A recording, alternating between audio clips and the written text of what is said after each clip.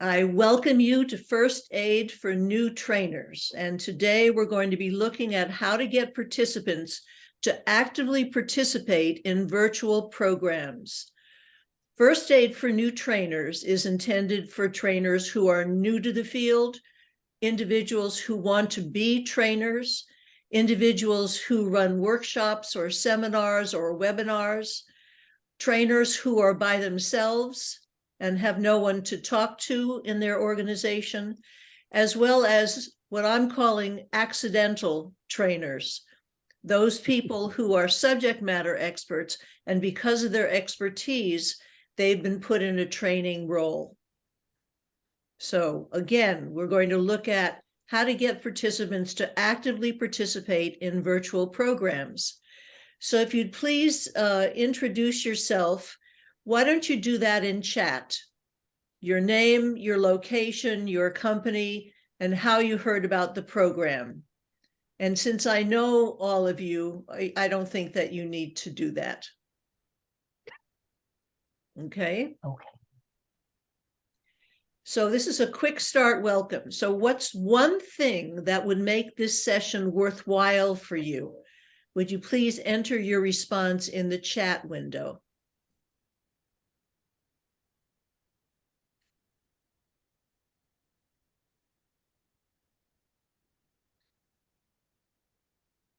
I have to apologize. I made the screen small, so now I can't even see the chat. Okay, I'm back. If people attend my upcoming workshops and participate. I'm sorry, what was the question there? The question is on the screen. What is the one thing that would make this session worthwhile for you?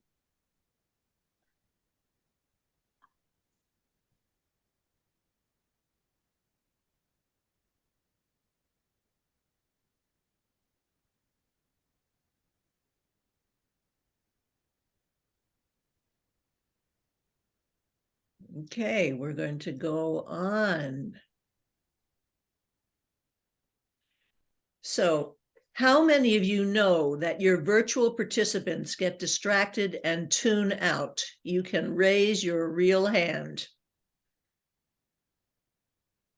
Yes. Happens a lot, doesn't it? And how many of you get pretty frustrated trying to get active participation? So we're going to deal with that frustration and hopefully minimize it. A little bit about me. I've designed and delivered skill building training programs for over 35 years on a national and international basis. And I've trained and certified trainers in the US, Kenya, Nigeria, Zambia, Croatia, Jordan, and the United Arab Emirates. So let's get into why don't virtual participants actively participate? And the way you're going to answer this is you're going to go to your phone and you're going to enter menti.com. And that's what you see on the screen. And when you get there, you're going to enter the code. Where are we putting this? Menti.com? You're entering it in your Google search on your phone Okay. for menti.com.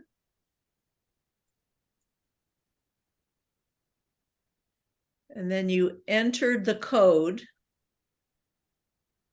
1952 4959.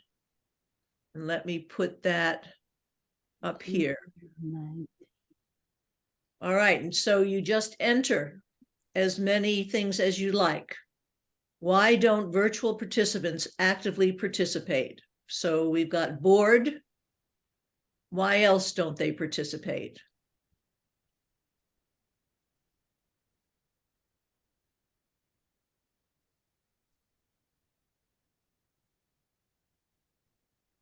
Do you see how to enter? I thought I did. I typed it. Oh, here it is, submit. they're distracted. BJ, were you able to get there? Yes. Okay, good. So I just keep answering the questions, your questions.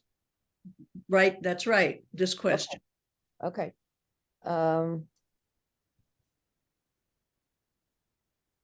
So they're bored, they're distracted. Is there anything else? Are you supposed to be able to put a second one in if you want? Yes. Go back. Oh. What was the code again? I went back and it just made me give the code again. It's right above on the top of the screen, 1952 Okay. 4959. 1952 4959.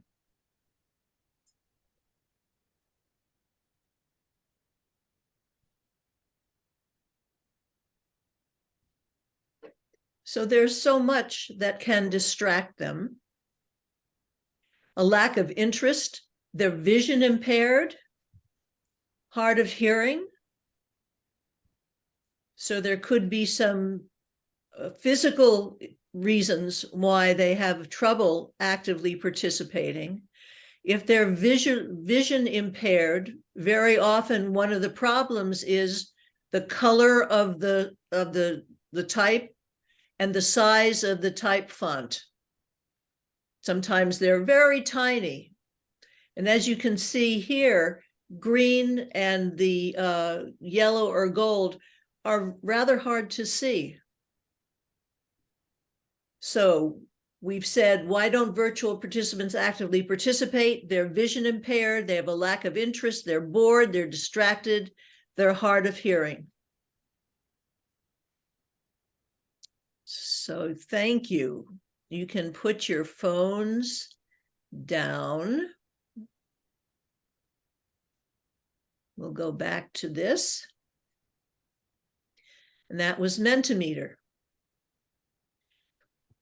So we're going to look at how to actively engage virtual participants. And I have 10 things I'm going to suggest. And we can discuss whether or not you agree with these. So first, we have to make them feel welcome, greeting them using their names, having them introduce themselves. It helps if the person who is running the program is enthusiastic and smiles.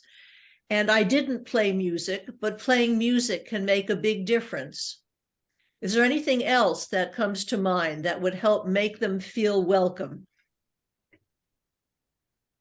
And feel free to just speak up.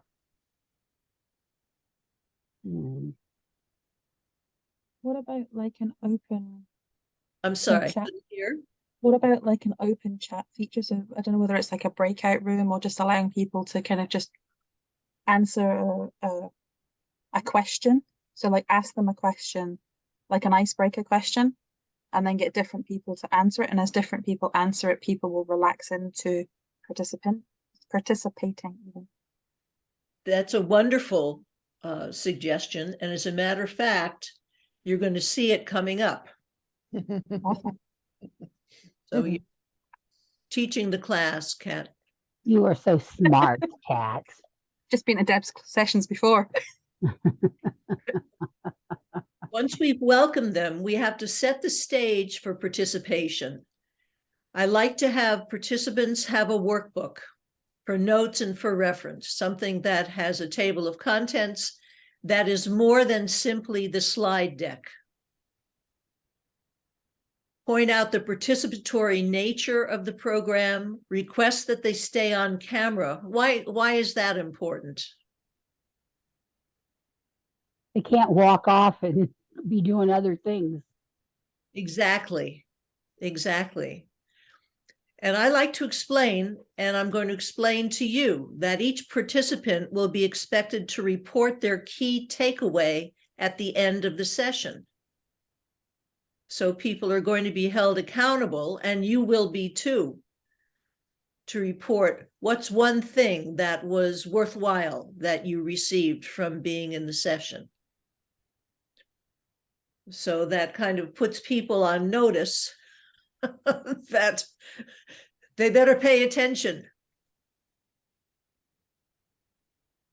So here we have what Kat was talking about. Get them talking to other participants right away. Give them a quick start activity in a breakout room. Identify who will lead the conversation and debrief afterwards. So you don't want to just throw them into a breakout room and let them fend for themselves. Give them a question to answer. So I could have done that with the Mentimeter question. I could have put you in breakout rooms and had you discuss what your answers were. In this case, I liked getting the answers on the Mentimeter, and that's kind of fun for folks. Did you enjoy doing that? Yeah. Yeah, and it's a very simple way to do it and get people engaged. They've got their phones anyway. Then we want to prime them to participate. And we can do that by asking common ground questions. And what I'm talking about, if I go back here, when I ask these questions, how many of you get pretty frustrated trying to get active participation? It's called a common ground question because we want to ask enough questions so that everybody raises their hand, whether it's a physical or virtual hand. I guess it's a digital hand. And so we create a community of learners. It also primes them to participate because it is not, let's get here, it's not threatening to just raise your hand. And once you've done that, you are more likely to participate. Another thing that I like to have people do is when I have learning objectives, and for a longer program, I would do that, I have them annotate the ones that are most important to them. So I have them go to stickers and put a sticker next, or a check mark or a star, something next to the learning objectives that are most important to them. Because then we can get some sense of buy-in from them. Does that make sense? Yes. Mm-hmm. Okay. Then we want to incorporate active learning activities every 5 to 10 minutes. And the reason for that is because we do not want them to be distracted. We vary the activities, and we also limit what I'm calling lecturettes. We shouldn't just be, the instructor should not be talking for more than 5 or 10 minutes. And that's a hard stop. So giving people something to do every 5 to 10 minutes. If you do that, particularly if they've got to answer in chat, if they have to take a poll, if they have to do something on Mentimeter, if they have to go into a breakout room, you're keeping it interesting and you're keeping it moving at a pace that's going to keep people engaged. Changing slides every minute or so. What we have to keep in mind is that virtual training is visual. And we need to make the slides colorful and interesting, limit the text, and use at least a 28-inch font size on slides so that those people who are visually impaired, if they can see at all, are going to be able to read it. Now, I use 44 on the titles and 32 on the text. And you can see that that's pretty big enough to be seen, hopefully. But if you are giving a 60-minute program, then you probably need at least 60 slides. What do you think about that? A lot of information, and a lot of slides. Well, the slides don't necessarily have to have a lot of information on them. We want to keep the amount of text limited. So I could have created 3 slides with this information.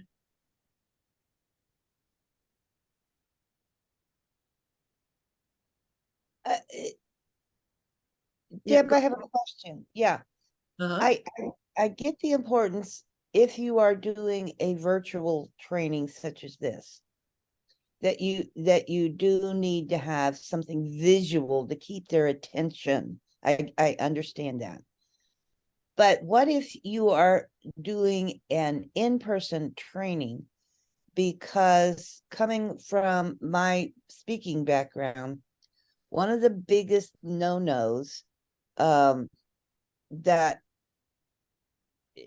was out there was that you don't want to present a lot of PowerPoints, especially if you had a drop-down screen behind you, because it took the audience visual away from you as the presenter, and they focused more on the words and the screen and the pictures and the pretties on the screen, and they, by doing so, that actually diminished their listening capability a little bit. What do you think about that? That's absolutely true. Okay. And for that reason, when doing a classroom presentation or workshop, I turn the PowerPoint off. I Yes. turn the slide projector off when I'm not using that slide. Now, today we're talking about virtual participation. So that's very different. That's where we need lots of slides. But when we are personally in front of them, we want their attention on us. You're absolutely right. Okay. Now, the same goes for the that we're talking about here about slides is also true for classroom. We want the slides colorful and interesting. We want to limit the text. We want the font size something large enough that people can read from the back of the room. But we are going to turn those slides on and off as they're needed. Mhm. Okay. So good point. Check-in. Frequently ask your participants, what are your questions? Notice that we're not asking, do you have any questions? we're making the assumption that there are some. And then we can ask for their reactions. How are things going? If you feel things are going well, put your thumb up. If you're feeling things aren't going so well, put your thumb down. Be careful what digit you're waggling at me. Or you can have them rate either with their fingers or in chat, a rating from 1, it's really not meeting my needs, to 5, it's meeting my needs. So why don't we try that? You can either go to annotate. Is that where the thumb is? No. The reactions. There's reactions. I don't have the reactions. You can go to reactions and you can choose thumb up or thumb down. I have my thumb up on my screen. Interestingly enough, I'm not able to see them now. So do we have most thumbs up? Mm-hmm. Yeah, my thumbs up. Okay, great. Thank you.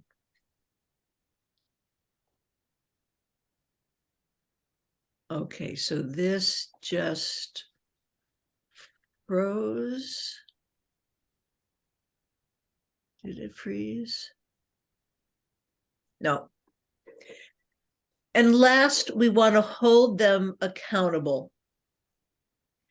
Placing participant, remember we started by saying, put the participants in a breakout room so they can talk about, respond to some question that's related to the workshop.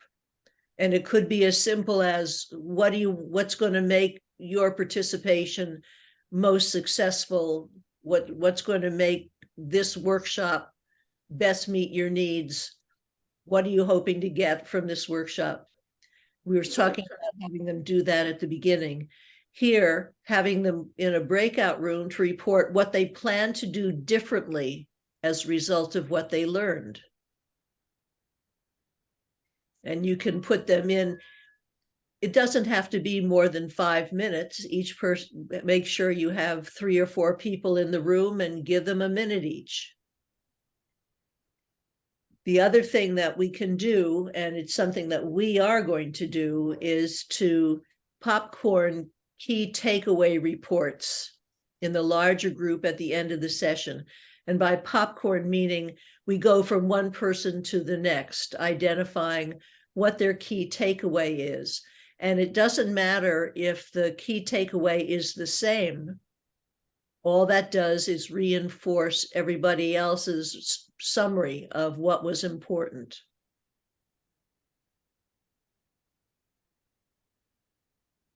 So in summary, to keep virtual participants actively engaged, be enthusiastic, prime them to participate, let them know they'll be reporting their key takeaway, keep them visually stimulated, and constantly involve them in interactive learning activities. Those are the key points that I'm hoping came through pretty clearly. So let me ask you, what are your questions? How do you try to actively engage the shy, the introverted participant who is there to learn, but they're not comfortable about speaking or engaging in front of others? How do you resolve that? There's two things that come to my mind in answer to that question, BJ. One is, if we put them in a breakout room with another person, we pair them up, then it's not threatening. They're only talking to one person, and we can be sure that they're actively engaged. But the other part that we need to consider is that people learn differently.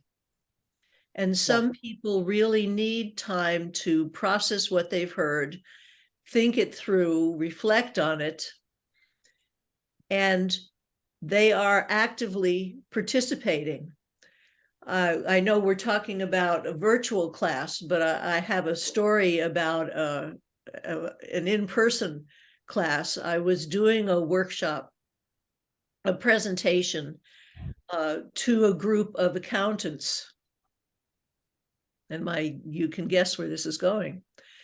And when I am interacting actively in a workshop, it's very hard not to get people to participate. And it was like pulling teeth. It was so hard.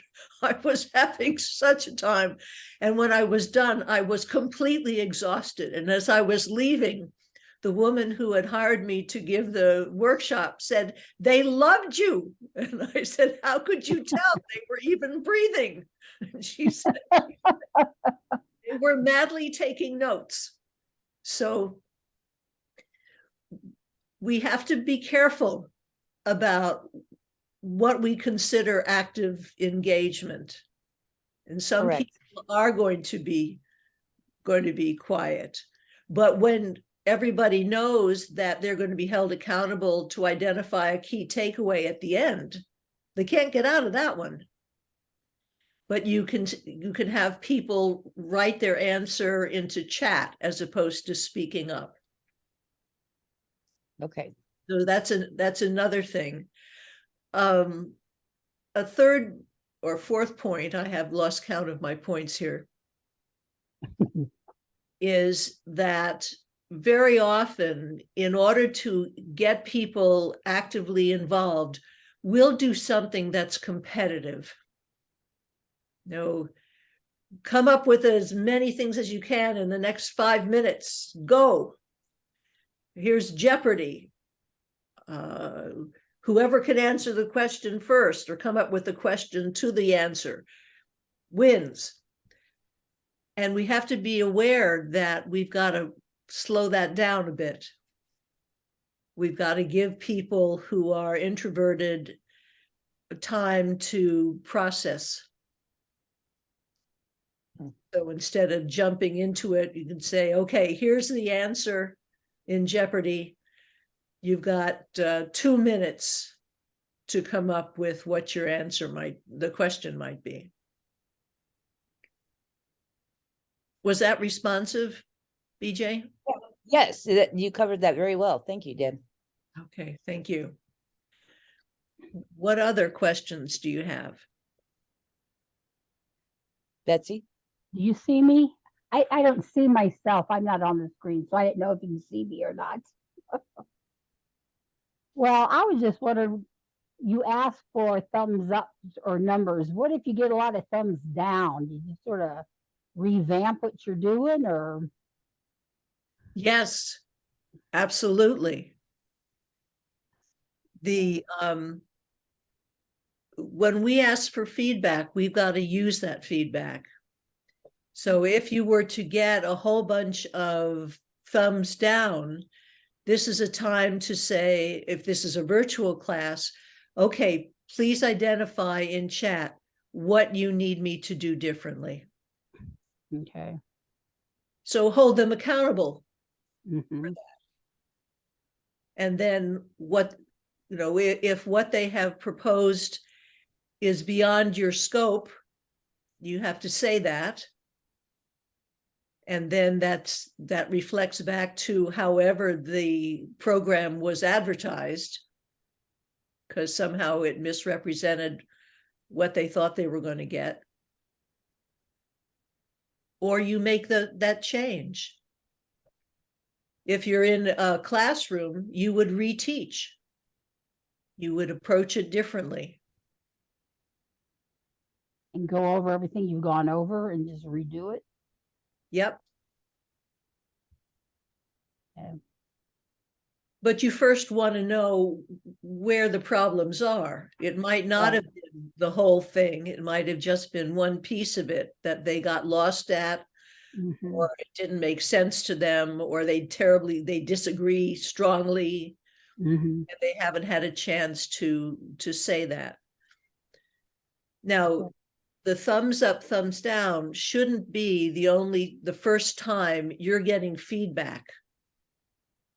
If you're doing something that's interactive and you see people stepping away from it, whether they're in the classroom or virtually, they're not participating, they're not responding, then that's a time to stop and say, okay, how do I need to present this differently so that this is useful for you? Okay. Other questions, and they don't have to be about what we've just talked about. It could be about anything related to training. When you have let's say you have an audience of 10 on your virtual training, and 3 of them drop off halfway through, do you suggest following up with an email or a message to say, I'm sorry that you left, I hope it wasn't something I did, to that effect? Do you need to follow up on it? That's what I'm asking. I'm thinking about that. I think that it's a courtesy. On the one hand, it's a courtesy Mhm. to say, I noticed that you left. Is there anything that I did that contributed to that? And please let me know so that I can correct that for the next time. Mhm. If but let's devil's advocate that. That's putting people on the spot. They may not respond. They may have had some other reason, they quickly had to go to the bathroom. They had some family issue that popped up. Right. Right, issues, yes. My feeling, I've had that happen. And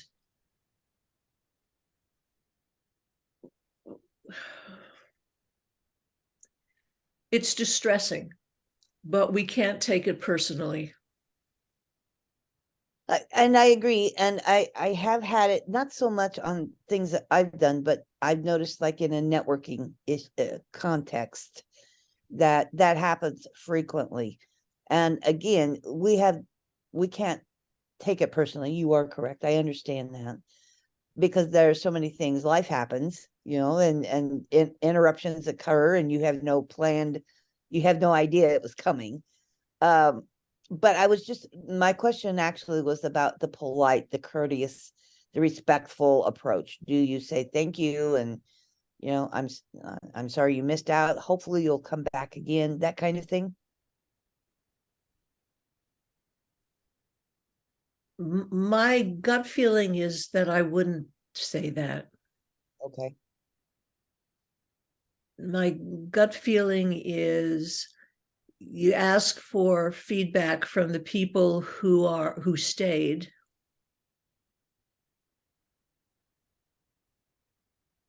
I use SurveyMonkey and I have a questionnaire. What did you gain from this? What are you going to do differently? What could have been done differently in the training? So that you can get feedback like that. Okay. Because All you right. just never know why people leave. Deb, can I give some insight into some of this? Because I know personally, I have done that. I have left trainings. And the reason I've done it is because I'm bored. And if I'm bored and I'm not learning something from that person, the last thing I really want to do is hear from them again, because it's not really polite to turn around and say to them, well, your training didn't hold my interest. So it's the kind of thing that if somebody did email you, you are going to ignore because you don't want to be rude about it.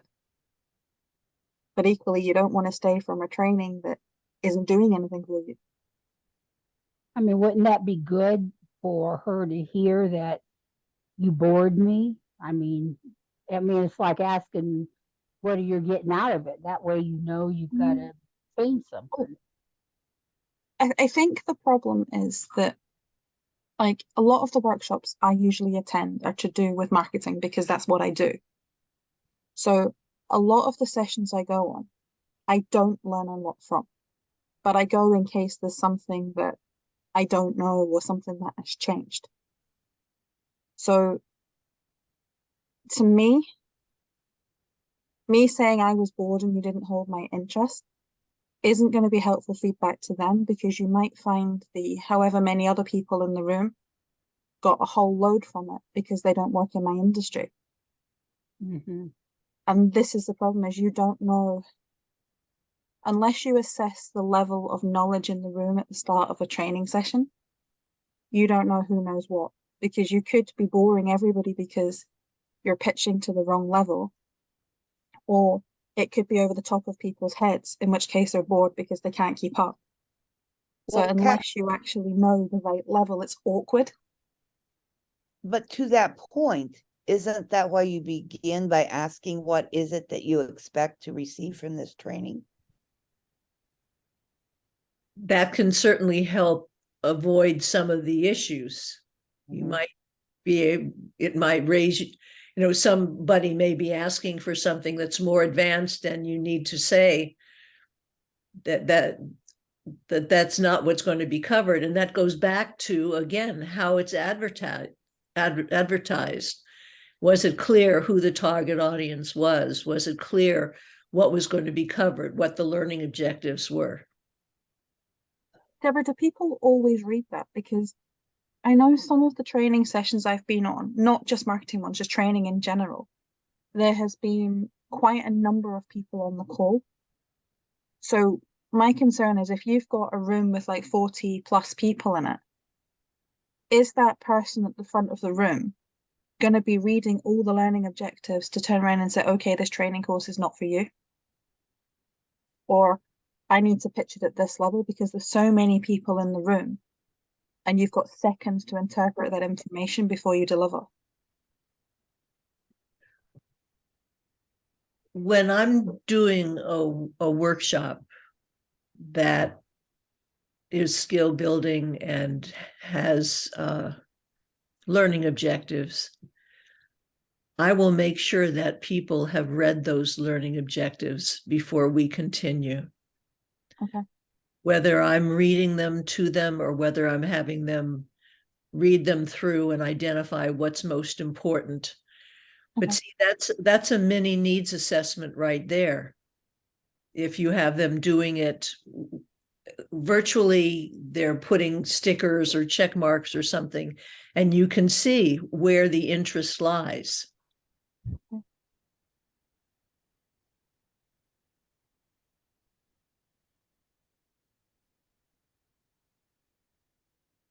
Okay, I to follow up on that, because on a lot of these calls that I participate in, I do use the reaction button, the thumbs up, the celebration, the applause button. I do use that quite often. In the beginning, as you are prepping everybody and explaining what's happening, can you not encourage them to do that, so that if a certain point or a certain topic they favored and they liked, can you not ask them to hit that reaction button, folks? Let me know that you enjoyed that, or that got through, or made sense. Is that feasible? Great idea. Yeah. Okay. But Deborah, can you see them? So when you're sharing that screen, when everybody put up their reactions, could you actually see them? I believe Deb couldn't when we were raising our. That's what worries me. Is if, as a presenter, you ask a question that warrants the thumbs up or the thumbs down, if you can't actually see your participant's reaction, you don't actually know what's going on. Okay.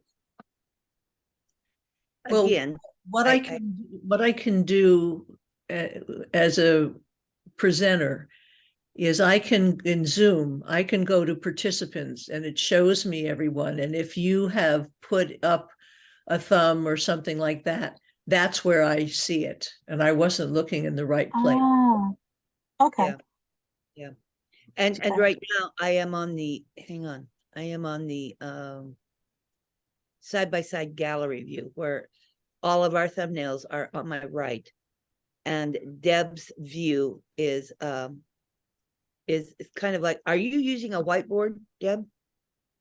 No. Okay. There is a slight little button to the right of her screen, and you can minimize that screen, and then your thumbnails become a little larger. Right. Right. Okay. So then you should be able to see the thumbs up and thumbs down. Yeah, you should be able to. I've not seen it from that angle. That's why I asked. Yeah. Again, that's from the side-by-side view. All my thumbnails are on one side. The screen takes up about 2/3 of my monitor. And then just to the right of the screen, Deb's screen, there's a little white little tab. And if I cursor that and slide it to the left, it minimizes the screen, and then the thumbnails become larger. Okay. Yeah. Yeah. That's why I was asking. I had not seen that other than in a whiteboard, in the Zoom whiteboard thing. I had not seen that. So this is cool. Whatever platform you're using for this is cool. This is Zoom. Is it? Okay. Probably a new update. Yeah, must be. That's cool. You know, one thing that people talk about is how useful it is to have a producer, to not be alone, because to be able to stay focused on what you're doing and giving assignments and responding to people's feedback, and also paying attention to chat, and also paying attention to reactions is a lot. It's a lot for one person. And that's a very good suggestion. That's actually, that for me, as of right now, that's the biggest takeaway, is always have somebody to cover your back as you're doing the presenting, and making sure somebody's covering all the areas that you're wanting your guest to be in participating in. So exactly, because they're the ones who can say, okay, BJ, we just heard from Joan, and Joan has asked this. Could we answer that now? cool. So do you acknowledge that they exist, in the sense of, do you turn around to your audience and say, this is X, they're my producer, and they're helping with XYZ? Yes. Okay. I definitely would, yes. And usually that's the person that you want people to contact if they're having any technical difficulties. Okay. And Or they again, don't know, where do I find the reactions, or, things like that. well, and then it also cuts down the interruptions during their presentation, because then if they can direct that chat directly to that producer, then they can take the time in the moment and answer it without the interruption of the rest of the group. Exactly.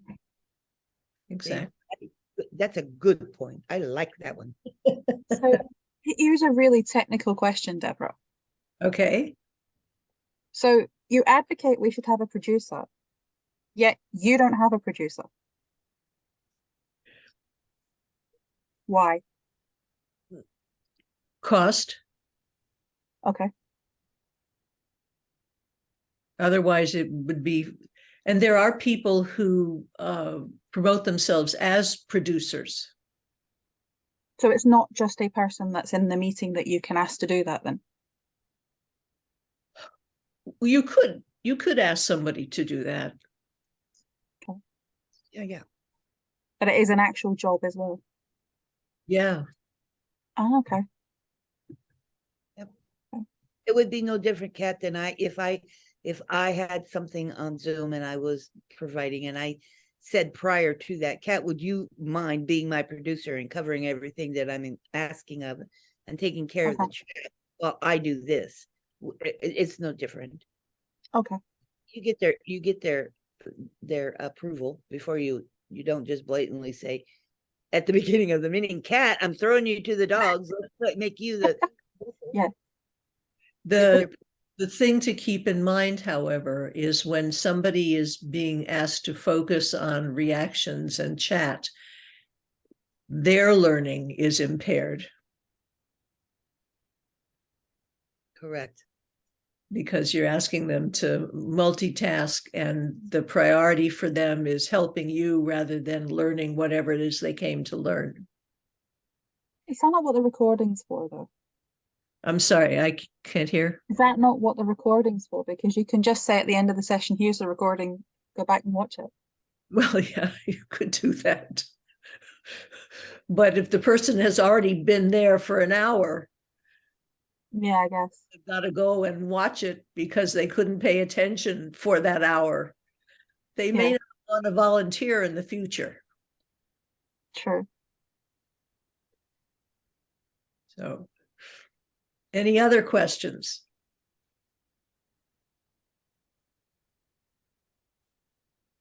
Not off the head, no. Can't think of any. These have been really good.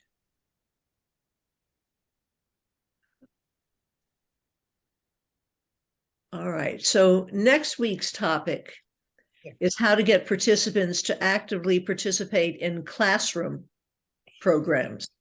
hang on to that screen and I'm going to Photoshop it. So that's an in-person one, right? That's in person. That's Uh-huh. right. You mean at a live location? Is that what you're referring to? Right. Right.